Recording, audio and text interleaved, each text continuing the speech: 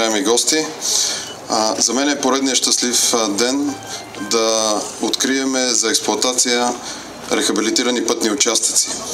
Тези три участъка наистина имат много голямо регионално значение, както за района на Димитровград, така и за района на Хасково, Стара Загора или изобщо всички гости, които идват в региона да посетят така видни исторически обекти с цел туристическа цел.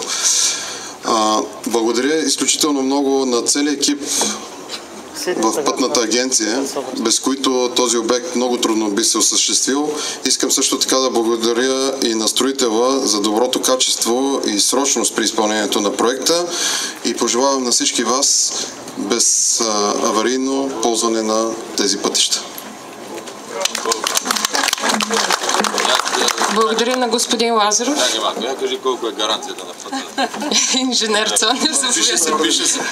Гаранцията е поне 7 години. Това е съгласно сроковете и изискванията, но може би ще бъде повече, доста повече от това.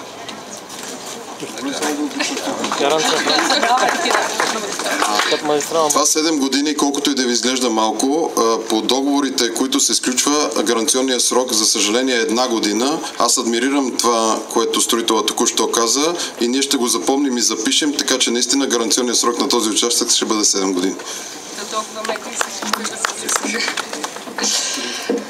Благодаря. Сега давам думата на министра на регионалното развитие и благоустройството, госпожа Павлова.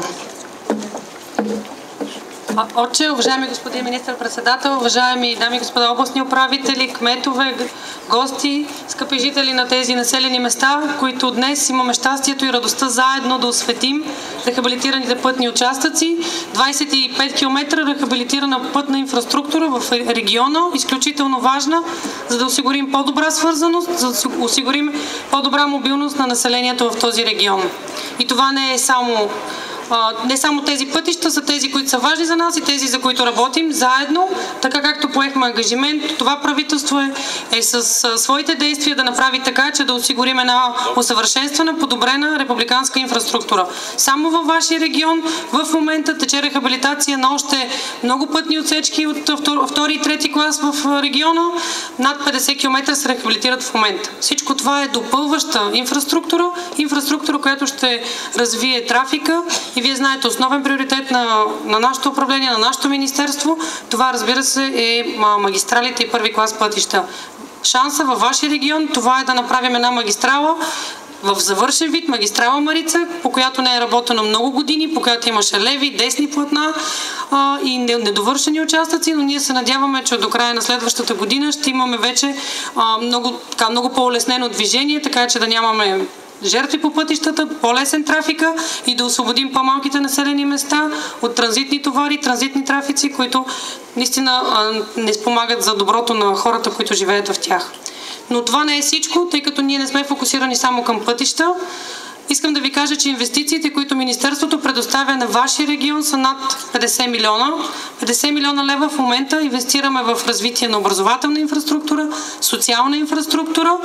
Много важен приоритет, по който ще работим през следващите няколко месеца във вашия регион, е да обърнем внимание и на децата с увреждания, на децата с умствени и физически увреждания, които са настанени в онези грозни институции от казармен тип.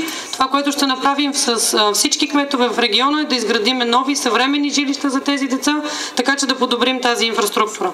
Работим по изграждането и на по-добро здравеопазване, финансираме дейности, свързани с реконструкция, ремонт на болниците в региона също така.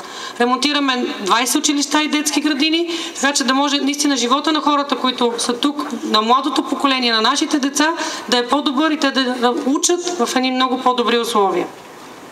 Пожелавам на всички с радост да ползвате новата придобивка и много здраве! Благодаря. А сега давам думата на министър-председателя на Република България, господин Бойко Борисов. Уважаеми отче, първо благодаря за добрите думи, за пожеланията и нека всички да се слушат в тях, да карат внимателно, защото по тези нови хубави пъти ще карат бързо, а след това знаете всички колко е трагично. Така че, разбира се, със здраве да го ползвате, но за Димитровград изключително важно е това, което направихме, пречиствателната станция, пътя Хасково, Димитровград, който се изгражда този път. Почваме рехабилитация на следващия. Хасково пречиствателна станция. В условията на най-тежка криза, когато виждате света се тресе, ние строиме и пускаме в експлоатация повече, отколкото от 30 години не са пипани тези пътища. Огромни усилия на много хора и всичко това с съфинансирането 80% от Европейския съюз. Така че благодаря на хората, които полагат тези усилия, защото просто тези пари, знаете, преди 2 години бяха спрени.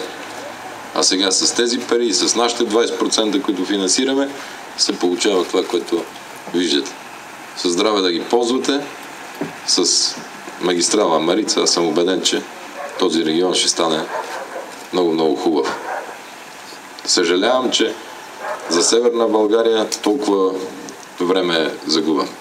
До 2 години с Марица и с Тракия, с ЖП линията, която правиме бързата Пловдив-Свиленград, този регион ще стане много, много привлекателен за инвестиции. Просто съжалявам, че за Северна България ще забавим с 2-3 години. Желая ви да сте живи и здрави. Ето ви решението за ползване с 7 годишна гаранция. Здраве да го ползвам. Благодаря. Много моля официалните лица да прережат лентата.